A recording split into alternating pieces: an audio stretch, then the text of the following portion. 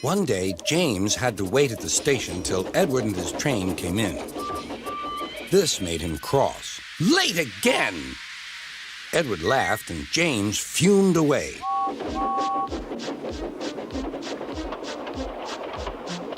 After James had finished his work, he went back to the yard and puffed onto the turntable.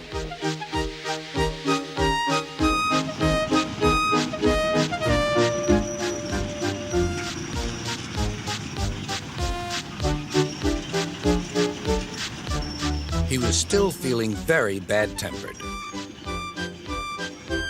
Edward is impossible, He grumbled to the others. He clanks about like a lot of old iron, and he is so slow, he makes us wait. Thomas and Percy were indignant. Old iron? Slow?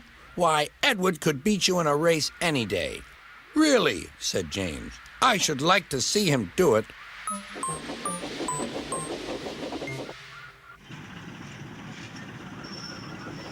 Next morning, James's driver was suddenly taken ill. He could hardly stand, so the fireman uncoupled James ready for shunting. James was impatient. Suddenly, the signalman shouted. There was James puffing away down the line. All traffic halted, called the signalman. Then he told the fireman what had happened. Two boys were on James's footplate fiddling with the controls. Phew! They tumbled off and ran when James started. The signalman answered the telephone. Yes? He's here. Right. I'll tell him. The inspector's coming at once. He wants a shunter's pole and a coil of wire rope. What for? Wondered the fireman. Search me, but you'd better get them quickly. The fireman was ready when Edward arrived.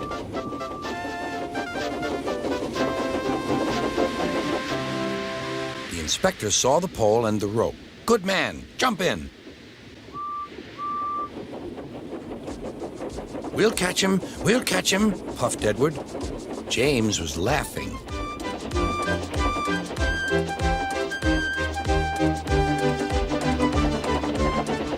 What a lark, he chuckled to himself. Suddenly, he was going faster and faster. He realized that he had no driver. What shall I do? I can't stop. Help! Help! We're coming, called Edward.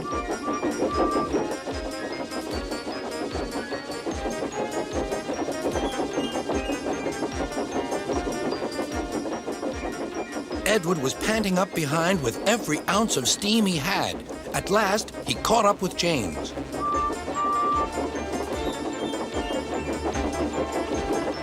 Steady, Edward, called his driver. The inspector stood on Edward's front, holding a noose of rope and the crook of the shunter's pole.